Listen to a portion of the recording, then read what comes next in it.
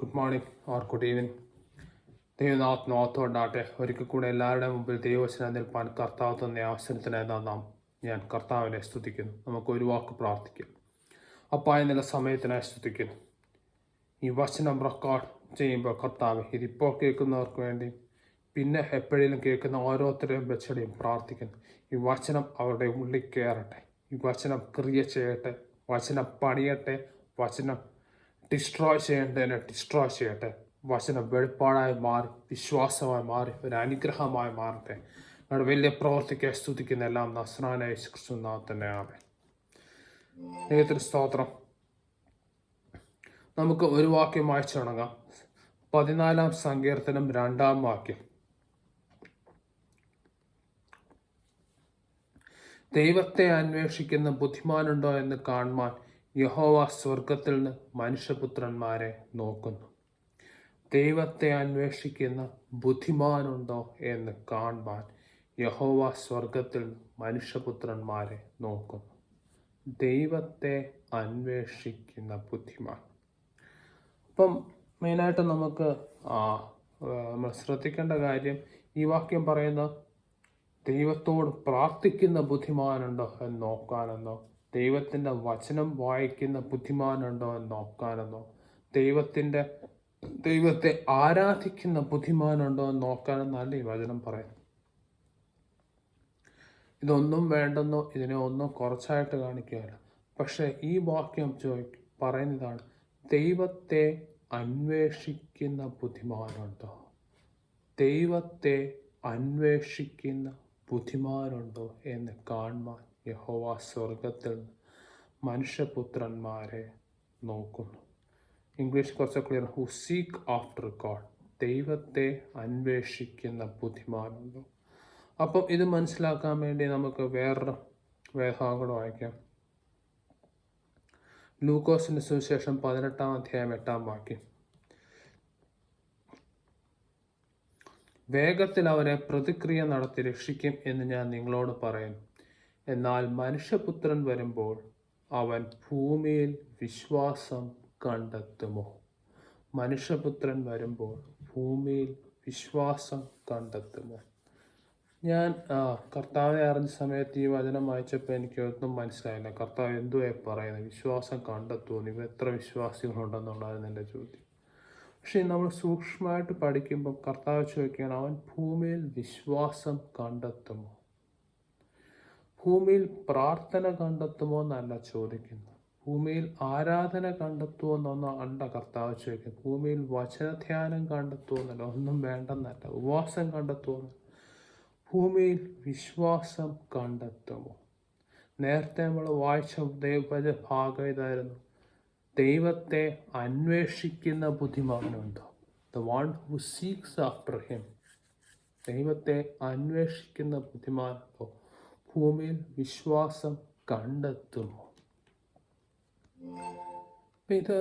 ഇത് എന്താണെന്ന് നമുക്ക് മനസ്സിലാക്കാൻ, എന്താണ് ദൈവത്തെ അന്വേഷിക്കുന്ന ബുദ്ധിമാനുണ്ടോ എന്ന് കർത്താവ് പറയുമ്പോൾ അർത്ഥമാക്കുന്നത്, എന്താണ് ഭൂമിയിൽ വിശ്വാസം കണ്ടെത്തുമോ എന്ന് കർത്താവ് പറയുമ്പോൾ അർത്ഥമാക്കുന്നത്, ഇതെല്ലാം മനസ്സിലാക്കാനായി നമുക്ക് വേറൊരു വേദഭാഗം വായിക്കാം. എബ്രായർക്ക് എഴുതിയ ലേഖനം 12 അധ്യായം 1 മുതൽ 3 വരെയുള്ള വാക്യങ്ങൾ. ആകയാൽ നാം സാക്ഷികളുടെ ഇത്ര വലിയൊരു സമൂഹം നമുക്ക് ചുറ്റും നിൽക്കുന്നത് കൊണ്ട് സകല ഭാരവും മുറുകെ പറ്റുന്ന പാപവും തള്ളി നീക്കി വിട്ട് നമ്മുടെ മുമ്പിൽ വെച്ചിരിക്കുന്ന ഓട്ടം സ്ഥിരതയോടെ ഓടുക. വിശ്വാസത്തിൻ്റെ നായകനും പൂർത്തി വരുത്തുന്നവനുമായ ക്രിസ്തുവിനെ നോക്കൂ. തൻ്റെ മുമ്പിൽ വെച്ചിരുന്ന സന്തോഷമോർത്ത് അവൻ അപമാനം അലക്ഷ്യമാക്കി ക്രൂശിനെ സഹിക്കുകയും ദൈവസിംഹാസനത്തിൻ്റെ വലതുഭാഗത്തിരിക്കുകയും ചെയ്തു. പാപത്തോട് നിങ്ങളുടെ ഉള്ളിൽ ക്ഷീണിച്ച് മടുക്കാതിരിപ്പാൻ പാപികളാൽ തനിക്ക് നേരിട്ട ഇങ്ങനെയുള്ള വിരോധം സഹിച്ചവനെ ധ്യാനിച്ചുകൊള്ളും. അപ്പം ഇതിൻ്റെ കോണ്ടെക്സ്റ്റ് പറയുകയാണെങ്കിൽ എബ്രായർക്ക് എഴുതിയ ലേഖനം 12 അധ്യായമാണ്. നമുക്ക് എല്ലാവർക്കും അറിയാം എബ്രായർക്ക് എഴുതിയ ലേഖനം 11 അധ്യായമാണ് വിശ്വാസത്തിൻ്റെ ഒരു അധ്യായം. അത് കഴിഞ്ഞിട്ട് ഉടനെ പറയാണ്, അപ്പം കർത്താവ് സ്പെസിഫിക്കായിട്ട് പറയും, സകല ഭാരവും സാക്ഷികൾ സമൂഹം നമ്മളെ ചുറ്റും നിൽക്കുമ്പോൾ സകല ഭാരവും മുറുകെ പറ്റുന്ന പാപവും തള്ളി നീക്കി നമ്മൾ മുമ്പിൽ വെച്ചിരിക്കുന്ന ഓട്ടം സ്ഥിരതയോടെ ഓടുക. വിശ്വാസത്തിൻ്റെ നായകനും പൂർത്തി വരുത്തുന്നവരുമായ ക്രിസ്തുവിങ്കലേക്ക് നോക്കുക. വേറൊരു ഭാഷയിൽ പറഞ്ഞ വിശ്വാസം കണ്ടെത്തുമോ, ദൈവത്തെ അന്വേഷിക്കുന്ന ബുദ്ധിമാനുണ്ടോ എന്ന് കർത്താവ് ചോദിക്കുമ്പോൾ അർത്ഥമാക്കുന്ന ഇതാണ്. എത്ര പേരുണ്ട് വിശ്വാസവീരന്മാരെ മാതൃകയാക്കി സകല ഭാരവും മുറുകെ പറ്റുന്ന പാപവും തള്ളി നീക്കി കർത്താവിൻ്റെ മുഖത്തോട്ട് മാത്രം നോക്കി വിശ്വാസത്തിൻ്റെ ഓട്ടം സ്ഥിരതയോടെ ഓടുന്ന എത്ര പേർ ഉണ്ട്? ഓ പ്രൈസ് ദി ലോർഡ്, ഹല്ലേലൂയ. കർത്താവ് അർത്ഥമാക്കുന്നതാണ്, ദൈവത്തെ അന്വേഷിക്കുന്ന ബുദ്ധിമാനുണ്ടോ, വിശ്വാസം കണ്ടെത്തുമോ എന്ന് കർത്താവ് ചോദിക്കുമ്പോൾ കർത്താവ് എസൻഷ്യലി അർത്ഥമാക്കുന്നത് ഇതാണ്.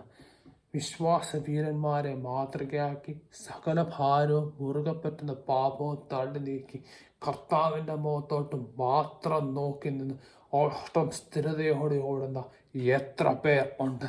ഇതാണ് കർത്താവ് നോക്കുന്നത്, ഇതാണ് കർത്താവ് അന്വേഷിക്കുന്നത്. നാം ദൈവത്തെ അന്വേഷിക്കുന്ന ബുദ്ധിമാനാണ്. Oh praise the Lord, hallelujah. Definitely ഇതിൻ്റെ അർത്ഥം പ്രാർത്ഥന വേണ്ടത്. ഇതിൽ പ്രാർത്ഥനയുണ്ട്, ആരാധനയുണ്ട്, ഉപവാസമുണ്ട്, വചനധ്യാനമുണ്ട്. പക്ഷെ ഇതിലെല്ലാത്തിലും ഉപരിയായിട്ട് കർത്താവ് ചോദിക്കുന്ന ചോദ്യം നമ്മളോട് ഇന്നിതാണ്: വിശ്വാസം കണ്ടെത്തുമോ, ദൈവത്തെ അന്വേഷിക്കുന്ന ബുദ്ധിമാനുണ്ടോ എന്ന് കർത്താവ് ചോദിക്കുമ്പോൾ അർത്ഥമാക്കുന്നത് ഇതാണ്. വിശ്വാസവീരന്മാരെ മാതൃകയാക്കി സകല ഭാരവും മുറുകെ പറ്റുന്ന പാപവും തള്ളി നീക്കി കർത്താവിൻ്റെ മുഖത്തോട്ട് മാത്രം നോക്കി തൻ്റെ ഓട്ടം സ്ഥിരതയോടെ ഓടുന്ന എത്ര പേർ ഉണ്ട്? അതാ, അങ്ങനെ ചെയ്യുന്നവരാണ് ദൈവത്തെ യഥാർത്ഥമായി അന്വേഷിക്കുന്നവർ. അങ്ങനെ ചെയ്യുന്നവരിലാണ് കർത്താവ് വിശ്വാസം കണ്ടെത്തുന്നത്. ഇന്ന് നോക്കിയാൽ നാം അതിൽ പെടുമോ? ദൈവാത്മാവ് നമ്മളോട് ഇടപെടട്ടെ. ഓ പ്രൈസ് ദി ലോർഡ്. ഒരിക്കലും ഞാൻ പറയാം, കർത്താവ് ചോദിക്കുന്നു, ദൈവത്തെ അന്വേഷിക്കുന്ന ബുദ്ധിമാനുണ്ടോ, ഈ ലോകത്തിൽ വിശ്വാസം കണ്ടെത്തുമോ എന്നർത്ഥമാക്കുന്നത് എന്താണ്? വിശ്വാസവീരന്മാരെ പാത്രയാക്കി സകല ഭാരവും മുറുകെ പറ്റുന്ന പാപവും തള്ളി നീക്കി കർത്താവിൻ്റെ മുഖത്തോട്ട് മാത്രം നോക്കി ഓട്ടം സ്ഥിരതയോടെ ഓടുന്ന എത്ര പേരുണ്ട്? അങ്ങനെ ചെയ്യുന്നെങ്കിൽ നാം യഥാർത്ഥത്തിൽ കർത്താവിനെ അന്വേഷിക്കുന്ന ബുദ്ധിമാനാണ്. നമ്മിൽ കർത്താവ് വിശ്വാസം കണ്ടെത്തും. കർത്താവ് നമ്മിൽ വിശ്വാസം കണ്ടെത്തട്ടെ. ഹല്ലേലൂയ, സ്തോത്രം. ഇത് നമ്മൾ കണ്ടു, ഇത്രയും നമ്മൾ കണ്ടു. പക്ഷെ ഇത് ഒന്നുകൂടെ നമുക്ക് പ്രാക്ടിക്കലി മനസ്സിലാക്കാൻ വേണ്ടി ഞാൻ അനേക സഭകളിൽ പോയപ്പോൾ അനേക ആൾക്കാരോട് സംസാരിച്ചപ്പോൾ കേട്ട 3 സാക്ഷ്യങ്ങൾ ഞാൻ ഷെയർ ചെയ്യാൻ വിചാരിക്കുകയാണ്. അത് നമുക്ക് ഇത് ആഴത്തിൽ മനസ്സിലാക്കാൻ വേണ്ടി. ഞാനൊരു സാക്ഷ്യം ഞങ്ങളുടെ ചർച്ചിൽ തന്നെ ഒരു ആൻറ്റി എൻ്റെ അമ്മയുടെ അടുത്ത് പറയുകയുണ്ടായി. ആൻറ്റി ഒരു വിദേശത്തൊരു ദേശത്തായിരുന്നു. ആ ദേശത്ത് ആൻറ്റി താമസിച്ച സ്ഥലത്ത് വളരെ ഫ്ലഡൊക്കെ വന്നു, ഭയങ്കരമായിട്ട് ഫ്ലഡൊക്കെ വന്നു. ആൻറ്റി അവിടുന്ന് ആൻറ്റിയുടെ മക്കളെയൊക്കെ എയർലിഫ്റ്റൊക്കെ ചെയ്യേണ്ടി വന്നു. ദൈവകൃപയിൽ ആൻറ്റിയെ സൂക്ഷിച്ചു. ആൻറ്റിക്ക് എയർലിഫ്റ്റ് വന്ന് പേടിയാണ്. ആൻറ്റി പ്രാർത്ഥിച്ച് എയർലിഫ്റ്റ് ചെയ്യാതിരിക്കാൻ വേണ്ടി അങ്ങനെ സംഭവിച്ചു. കർത്താവ്. അപ്പം ആൻറ്റി പറയായിരുന്നു, ആ സ്ഥലത്ത് പെന്തിക്കോസ്തുകാർ ഒരുമിച്ച് താമസിക്കുന്ന ഒരു സ്ഥലമുണ്ട് ആ ഏരിയയിൽ. അവർ വിശ്വാസത്തോടെ പ്രാർത്ഥിച്ചു, വെള്ളം ആരുടെയും വീട്ടിൽ കയറിയില്ല. ആൻറ്റി പറഞ്ഞതാ, അവരൊന്നിച്ച് താമസിക്കുന്ന ഒരു സ്ഥലം ഉണ്ടായിരുന്നു. അവർ വിശ്വാസത്തോടെ പ്രാർത്ഥിച്ചു, വെള്ളം അവരുടെ വീട്ടിൽ കയറിയില്ല. ദൈവത്തിന് സ്തോത്രം. കർത്താവിൻ്റെ പ്രവൃത്തിയാണ് 100% യെസ്. കർത്താവ് തൻ്റെ മക്കളെ കാത്തു 100% ശരിയാണ്. നാം ഇത് വചനത്തിലും കാണുന്നു. ഗോശേൻ ദേശത്ത് ഒരു പ്രശ്നവും കൂടാതെ കർത്താവ് കാത്തു. അത് ഡെഫിനറ്റ്ലി കർത്താവിൻ്റെ പ്രവൃത്തിയാണ്. പക്ഷെ അപ്പോൾ എൻ്റെ ഒരു ചോദ്യം ഇതാണ്: വിശ്വാസത്തോടെ പ്രാർത്ഥിച്ച് സ്വന്തം വീട്ടിൽ വെള്ളം കയറ്റാതിരിക്കുക വളരെ നല്ലത്. ആ വിശ്വാസത്തിനായി ഞാൻ ദൈവത്തെ സ്തുതിക്കുന്നു. പക്ഷെ അതുപോലെ അതേ എരിവോടെ പ്രാർത്ഥിച്ച് സഭയിൽ പഴയതുപോലെ ഒരു ഉണർവ്, പഴയ പോലെ രോഗസൗഖ്യ വ്യാപാരം, പഴയ പോലെ പ്രവചന ശുശ്രൂഷയുടെ വ്യാപാരം എന്തുകൊണ്ട് കൊണ്ടുവരുന്നില്ല? അതേ എരിവോടെ എന്തുകൊണ്ട് പഴയ ഒരു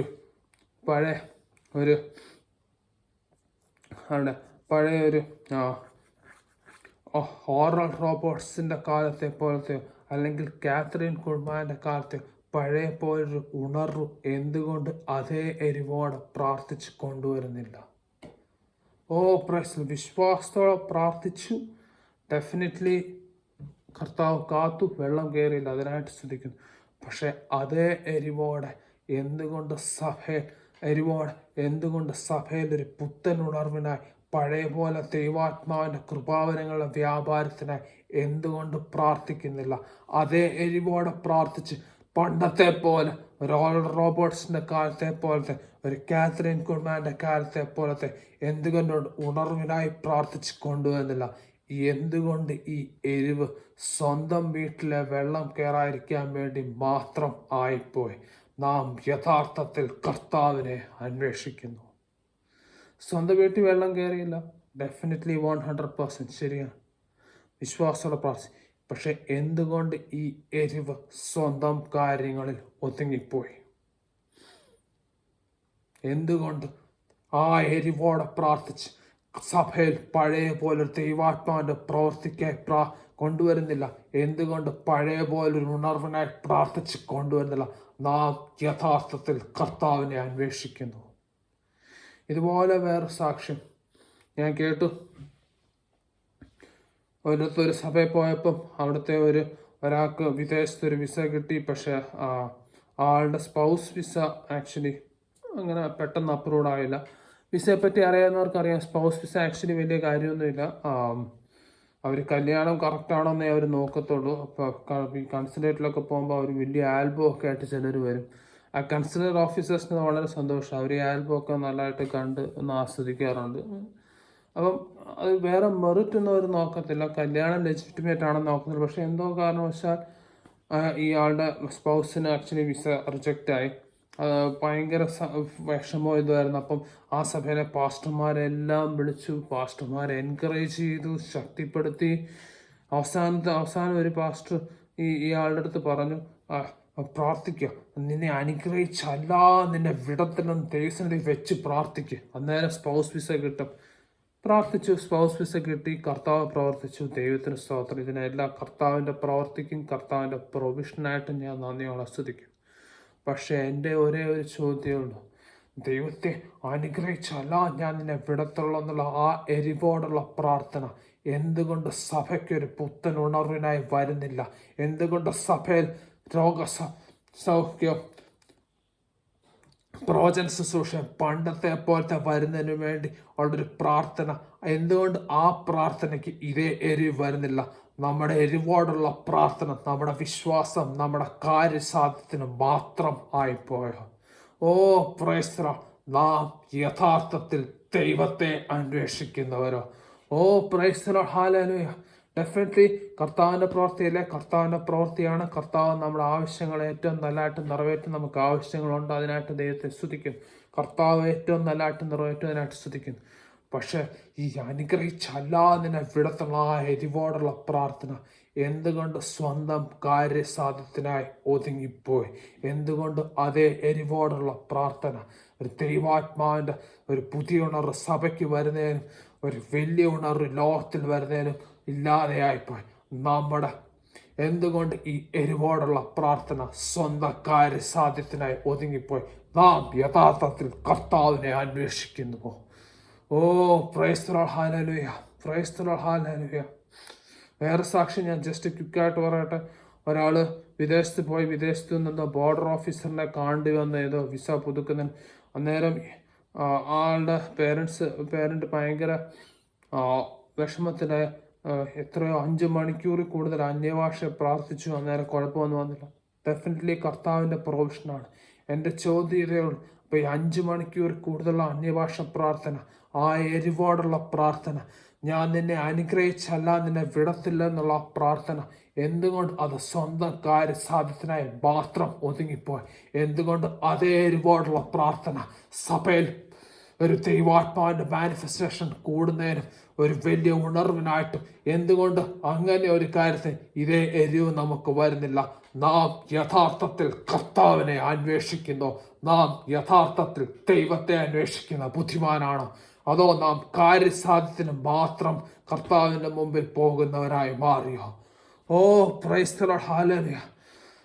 നാം യഥാർത്ഥത്തിൽ ദൈവത്തെ അന്വേഷിക്കുന്ന ബുദ്ധിമാനാണ്. Praise the Lord. ഹല്ലേലൂയ. പ്രാർത്ഥനയുണ്ട്, വിശ്വാസമുണ്ട്. ആ വിശ്വാസം വരെയും നമുക്ക് സ്വന്തം കാര്യസാധ്യത്തിനായി മാത്രം ഒതുങ്ങിപ്പോയോ നാം യഥാർത്ഥത്തിൽ ദൈവത്തെ അന്വേഷിക്കുന്നു. Price the Lord. ഹല്ലേലൂയ. ഇതാണ് ഇന്നത്തെ കർത്താവ് നമ്മളോട് ഇന്ന് ചോദിക്കുന്ന ചോദ്യം. ഇതാണ്, നാം യഥാർത്ഥത്തിൽ കർത്താവിനെ അന്വേഷിക്കുന്നു. നാം പറഞ്ഞു, അതിൻ്റെ അർത്ഥം ഇതാണ്, സകല ഭാരം മുറുകെ പറ്റുന്ന പാപത്താൽ നീക്കി വിശ്വാസ വീരന്മാരാൽ ഇൻസ്പയർഡായി കർത്താവിൻ്റെ മുഖത്തോട്ട് മാത്രം നോക്കി നാം നമ്മുടെ ഓട്ടം സ്ഥിരതയോടെ ഓടുന്നു. നാം യഥാർത്ഥത്തിൽ കർത്താവിനെ അന്വേഷിക്കുന്നു. 3 സാക്ഷ്യങ്ങൾ കേട്ടു. കർത്താവിൻ്റെ അടുത്ത് പ്രാർത്ഥിച്ച് കർത്താവ് ആവശ്യങ്ങൾ അത്ഭുതകരമായി നിറവേറ്റി. വീട്ടിൽ വെള്ളം കേടാതെയും വിസ കിട്ടാനും ബോർഡർ ഓഫീസറിൻ്റെ അവിടെ അപ്രൂവൽ കിട്ടാനും എല്ലാം സഹായിച്ചു. കർത്താവിൻ്റെ പ്രൊവിഷൻ തന്നെയാണ്. ദൈവത്തിന് സ്തോത്രം. പക്ഷെ എന്തുകൊണ്ട് അതേ എരിവോടെ അതേ വിശ്വാസത്തോടെ സഭയിൽ പഴയതുപോലെ ദൈവാത്മാവിൻ്റെ മാനിഫെസ്റ്റേഷൻ വരുന്നതിനും ഒരു വലിയൊരു ഉണർവിനുമായിട്ടും എന്തുകൊണ്ട് അതേ എരിവോടൊരു പ്രാർത്ഥന വരുന്നില്ല? നാം യഥാർത്ഥത്തിൽ കർത്താവിനെ അന്വേഷിക്കുന്നു, അതോ നാം വെറും കാര്യസാധ്യത്തിനായി മാത്രം വരുന്നവരായി മാറിയോ? നാം ദൈവത്തെ അന്വേഷിക്കുന്ന ബുദ്ധിമാനാണോ? Praise the Lord. ആക്ച്വലി ഇങ്ങനെ ഈ കാര്യം പണ്ട് മുതലേ ഈ ഒരു പ്രോബ്ലം ഉണ്ടായിരുന്നു. അതാണ് ആക്ച്വലി നമ്മൾ വിചാരിക്കാൻ ചിലപ്പോൾ ഈ കാലഘട്ടത്തിലാണ് ഇങ്ങനെ ആയെന്ന്. പക്ഷേ അല്ല. നമുക്കൊരു വാക്യം വായിക്കാം. ഫിലിപ്പിയർക്ക് എഴുതിയ ലേഖനം 2-ാം അധ്യായം 21-ാം വാക്യം. യേശുക്രിസ്തുവിൻ്റെ കാര്യമല്ല, സ്വന്തം കാര്യമത്രേ എല്ലാവരും നോക്കുന്നു. Price the Lord. ഹല്ലേലൂയ. വളരെ മനോഹരമായിട്ട് പൗലോസ് അപ്പോസ്തലൻ യേശുക്രിസ്തുവിൻ്റെ കാര്യമല്ല, സ്വന്തം കാര്യമത്രേ എല്ലാവരും നോക്കുന്നു. അപ്പം ഇതിൻ്റെ കോണ്ടെക്സ്റ്റ് നമ്മൾ നോക്കുകയാണെങ്കിൽ, അത് ഞാൻ എഴുതിയിട്ടില്ല.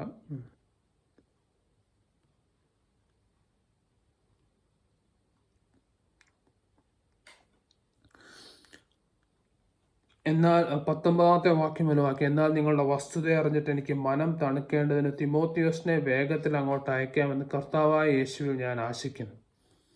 നിങ്ങളെ സംബന്ധിച്ച് പരമാർത്ഥമായി കരുതുവാൻ തുല്യചിത്തനായ എനിക്ക് മറ്റാരുമില്ല. യേശുക്രിസ്തുവിൻ്റെ കാര്യമല്ല, സ്വന്തം കാര്യം അത്രേ എല്ലാവരും നോക്കുന്നു. അപ്പം കോണ്ടെക്സ്റ്റ് ഫിലിപ്പിയൻസ് സഭയോട് ഒരു പൗലോസ് അപ്പോസ്തലൻ ശുശ്രൂഷകനെ അയക്കാൻ ആഗ്രഹിക്കുകയാണ്. അപ്പം അദ്ദേഹത്തിൻ്റെ കൂടെ ശുശ്രൂഷിച്ച അനേകരുണ്ട്. അപ്പം അന്നേരം അദ്ദേഹം പറയുകയാണ്, അപ്പം ശുശ്രൂഷനെ അയക്കാൻ എനിക്ക് തിമോത്തി അല്ലാതെ വേറെ ആരുമില്ല. കാര്യം എന്തുവാ? ബാക്കി എല്ലാവരും യേശുക്രിസ്തുവിൻ്റെ കാര്യമല്ല, സ്വന്തം കാര്യം അത്രേ എല്ലാവരും നോക്കുന്നു. ഇത് ഒരു നിസ്സാര കാര്യമല്ല. അപ്പോസ്തലനായ പൗലോസിൻ്റെ കൂടെ നിന്നവരാണ്. ഒരുപക്ഷെ പുതിയ നിയമത്തിൽ ഏറ്റവും കൂടുതൽ ഉപയോഗിക്കപ്പെട്ട വ്യക്തിയായ അപ്പോസ്തലനായ പൗലോസിൻ്റെ കൂടെ ശുശ്രൂഷിച്ചവരിൽ അദ്ദേഹം നേരെ പറയുകയാണ്, പറഞ്ഞിട്ട് കാര്യമൊന്നുമില്ല, ലോക്കൽ ഭാഷ പറഞ്ഞിട്ട് കാര്യമൊന്നുമില്ല, യേശുക്രിസ്തുവിൻ്റെ കാര്യം നോക്കുന്ന തിമോത്തി മാത്രമാണ്, ബാക്കിയെല്ലാം സ്വന്തം കാര്യം നോക്കത്തുള്ളൂ. ഓ പ്രൈസ് ദി ലോർഡ്. ഹല്ലേലൂയ. പണ്ട് മുതൽ നമ്മളോട് കർത്താവ് ചോദിക്കുന്ന ചോദ്യം ഇതാണ്, നാം യഥാർത്ഥത്തിൽ കർത്താവിനെ അന്വേഷിക്കുന്നു? നാം യഥാർത്ഥത്തിൽ കർത്താവിനെ അന്വേഷിക്കുന്നു, അതോ നാം യഥാർത്ഥത്തിൽ കർത്താവിൻ്റെ മുഖത്തോട്ട് ഭാരവും പാപവും തള്ളിനീക്കി വിശ്വാസ വീരന്മാരാൽ ഇൻസ്പയർഡായി നാം കർത്താവിൻ്റെ മുഖത്തോട്ട് മാത്രം നോക്കി നിൽക്കുന്നു, അതോ നാം വെറും കാര്യസാധ്യത്തിനായി മാത്രം കർത്താവിൻ്റെ മുമ്പിൽ വന്നവരായോ? ഈ വചനം പറഞ്ഞ പോലെ യേശുക്രിസ്തുവിൻ്റെ കാര്യമല്ല, സ്വന്തം കാര്യം മാത്രം നോക്കുന്നവരായി മാറിയോ? നാം യഥാർത്ഥത്തിൽ കർത്താവിനെ അന്വേഷിക്കുന്നു. കർത്താവ് ഭൂമിയിൽ നോക്കുമ്പോൾ ദൈവത്തെ അന്വേഷിക്കുന്ന ബുദ്ധിമാനായി നമ്മളെ കാണുമോ? നാം യഥാർത്ഥത്തിൽ കർത്താവിനെ അന്വേഷിക്കുന്നു. ഇത് നമുക്ക് ക്ലോസ് ചെയ്യുന്നതിന് മുമ്പ് അന്ത്യകാലത്തെ പറ്റി ദൈവാത്മാവ് പറഞ്ഞൊരു വാർണിങ്ങോടെ നോക്കി നമുക്ക് ക്ലോസ് ചെയ്യാം. 2 തിമോത്തി 3-ാം അധ്യായം 1 മുതൽ 4 വരെയുള്ള വാക്യങ്ങൾ. അന്ത്യകാലത്ത് ദുർഘട സമയങ്ങൾ വരും എന്നറിയാം. മനുഷ്യർ സ്വസ്നേഹികളും ദ്രവ്യാഗ്രഹികളും വമ്പ് പറയുന്നവരും അഹങ്കാരികളും ദൂഷകന്മാരും അമ്മയപ്പന്മാരെ അനുസരിക്കാത്തവരും നന്ദി കെട്ടവരും അശുദ്ധരും വാത്സല്യമില്ലാത്തവരും ഇണങ്ങാത്തവരും ഏഷണിക്കാരും അജിതേന്ദ്രിയന്മാരും ഉഗ്രന്മാരും സൽഗുണദ്വേഷികളും ദ്രോഹികളും ധാർഷ്ട്യക്കാരും നിഗളിയുമായി ദൈവപ്രിയമില്ലാതെ ഭോഗപ്രിയരായ ഭക്തിയുടെ വേഷം ധരിച്ച് അതിൻ്റെ ശക്തി ത്യജിക്കുന്നവരുമായിരിക്കും. അങ്ങനെയുള്ളവരെ വിട്ടൊഴിയുക. ഇത്ര ഭയാനകമായ വാക്യം. കുറേ അഡ്ജക്റ്റീവ്സ് ഇതിലുണ്ട്, ഞാൻ അതിലും തൊടുന്നില്ല. മെയിനായിട്ട് പറയുന്നതേ ഉള്ളൂ. ഇത് ശരിക്കും നമ്മൾ സൂക്ഷ്മമായിട്ട് നോക്കുവാണെങ്കിൽ 5-ാമത്തെ വാക്യം ഭക്തിയുടെ വേഷം ധരിച്ച് ശക്തി ത്യജിക്കുന്നവരുമായിരിക്കും. വേറൊരു ഭാഷയിൽ പറഞ്ഞാൽ ഇത് അവിശ്വാസികളെ പറ്റിയല്ല പറയുന്നത്, വിശ്വാസികളെ പറ്റിയാണ്. ഒരു വേഷമുണ്ട് ഭക്തിയുടെ. ക്ലിയറായിട്ട് പറഞ്ഞ് സ്വസ്നേഹികളും വമ്പ് പറയുന്നവരും എല്ലാം കഴിഞ്ഞിട്ട് ഭക്തിയുടെ വേഷം ധരിച്ച് ശക്തിയെ ത്യജിക്കുന്നവരായിരിക്കും. നാം സ്വസ്നേഹികളായി മാറിയോ? നമ്മുടെ വിശ്വാസവും പ്രാർത്ഥനയും കാര്യസാധ്യത്തിന് മാത്രമായി ഒതുങ്ങിയോ? തീർച്ചയായും നമ്മുടെ ആവശ്യങ്ങളുണ്ട്. ആവശ്യങ്ങൾ സ്തോത്രത്തോടെ വെക്കാൻ കർത്താവ് പറയും. കർത്താവ് അത് സമൃദ്ധിയായി നിറവേറ്റും. അത് കർത്താവിൻ്റെ വിശ്വസ്തത, അതിനായിട്ട് സ്തുതിക്കും. പക്ഷേ ചോദ്യം ഇത്രയേ ഉള്ളൂ. കർത്താവ് നോക്കുമ്പോൾ നാം ദൈവത്തെ അന്വേഷിക്കുന്ന ബുദ്ധിമാനായിട്ട് കർത്താവ് നമ്മളെ കാണുമോ? നമ്മിൽ വിശ്വാസം കണ്ടെത്തുമോ? നാം വിശ്വാസവീരന്മാരായി ഇൻസ്പയർഡായി കർത്താവിൻ്റെ മുഖത്തോട്ട് മാത്രം നോക്കി, സകല ഭാരവും പാപം കർത്താവിൻ്റെ മുഖത്തോട്ട് മാത്രം നോക്കി നമ്മുടെ ഓട്ടം സ്ഥിരതയോടെ ഓടുന്ന ദൈവത്തെ അന്വേഷിക്കുന്നവരായി കർത്താവ് നമ്മളെ കാണുമോ? അതോ പൗലോസ് അപ്പോസ്തലൻ പറഞ്ഞ പോലെ നാം വെറും കാര്യസാധ്യത്തിനായി സ്വന്തം കാര്യം മാത്രം നോക്കുന്നവരായി കർത്താവ് നമ്മളെ കാണും? ഇന്ന് കർത്താവിൻ്റെ ആത്മാവ്യക്തമായിട്ട് പറയുന്ന മെസ്സേജ് ഇതാണ്. നാം ദൈവത്തെ അന്വേഷിക്കുന്ന ബുദ്ധിമാനായ കർത്താവ് നമ്മളെ എണ്ണുമോ? അതോ നമ്മുടെ എല്ലാ പ്രാർത്ഥനയെല്ലാം കാര്യസാധ്യത്തിനായി മാറി നാം സ്വസ്നേഹികളായി മാറി സ്വന്തം കാര്യം മാത്രം നോക്കുന്നവരായി കർത്താവ് നമ്മളെ എണ്ണുമോ? നമുക്ക് കർത്താവിങ്കിലോട്ട് മടങ്ങി വരാം. സകല ഭാരവും മുറുകെ പറ്റുന്ന പാപവും തള്ളി നീക്കി അവൻ്റെ മുഖത്തോട്ട് മാത്രം നോക്കാം. നാം ദൈവത്തെ അന്വേഷിക്കുന്ന ബുദ്ധിമാനായി കർത്താവ് നമ്മളെ എണ്ണട്ടെ. നമുക്കൊരു വാക്ക് പ്രാർത്ഥിക്കാം. കർത്താവേ, ഇന്നലെ സമയത്തിനെ സ്തുതിക്കുന്നു. അങ്ങയുടെ ആത്മാവ് ഞങ്ങളോട് ഇടപെട്ടുകൊണ്ട് സ്തുതിക്കുന്നു. പലപ്പോഴും ഞങ്ങളുടെ പ്രാർത്ഥന ആരാരെ കാര്യസാധ്യത്തിന് മാത്രമായി മാറിപ്പോയി. പലപ്പോഴും ഞങ്ങൾ അങ്ങേ അന്വേഷിക്കുന്നില്ല. പൗലോസ് അപ്പോസ്തലൻ പറഞ്ഞ് ഞങ്ങൾ സ്വന്തം കാര്യം മാത്രം നോക്കി നിൽക്കുന്നു. ഞങ്ങൾ മടങ്ങി വരുന്നു, അങ്ങേങ്കിലോട്ട് മടങ്ങി വരുന്നു. അങ്ങയുടെ മുഖത്തോട്ട് മാത്രം നോക്കുന്നപ്പ അങ്ങാണ് ഞങ്ങളുടെ എല്ലാം. ഞങ്ങളുടെ സകല ഭാരം മുറുകെ പറ്റുന്ന പാപം തള്ളി അങ്ങയുടെ മുഖത്തോട്ട് മാത്രം നോക്കുന്നു. അങ്ങ് നോക്കുമ്പോൾ ദൈവത്തെ അന്വേഷിക്കുന്ന ബുദ്ധിമാന്മാരായി ഞങ്ങളെ കാണുമാറാണ് പ്രാർത്ഥിക്കും. സ്വന്തം കാര്യം മാത്രം നോക്കുന്ന സ്വസ്നേഹികളായിട്ടല്ലപ്പോൾ, ഭക്തിയുടെ വേഷം ധരിച്ച് നടക്കുന്നവരായിട്ട് അങ്ങേ അന്വേഷിക്കുന്ന ബുദ്ധിമാനായി ഞങ്ങളെ കാണുമാറാണ് പ്രാർത്ഥിക്കും. അങ്ങ് ഞങ്ങൾ വിശ്വാസം കണ്ടെത്തിട്ട് ഞങ്ങളുടെ വലിയ പ്രവർത്തിക്ക് സ്തുതിക്കുന്നപ്പോൾ ഞങ്ങൾ മടങ്ങി വരുന്നപ്പോൾ പലപ്പോഴും ഞങ്ങൾ വെറും കാര്യസാധ്യവും സ്വന്തം കാര്യം മാത്രം നോക്കുന്നവരായി മാറി അങ്ങോട് പൊറുക്കുമാറാണ് പ്രാർത്ഥിക്കുക. അങ്ങേ അന്വേഷിക്കുന്ന ബുദ്ധിമാന്മാരായി ഞങ്ങൾ മാറട്ടപ്പോൾ അങ്ങയുടെ മഹത്വം കാണട്ടെ. അങ്ങയുടെ വലിയ പ്രവർത്തിക്ക് സ്തുതിക്കുന്നെല്ലാം നസ്രാനെ യേശു ക്രിസ്തുവിൻ നാമത്തിൽ തന്നെ. Amen. Thank you. God bless U.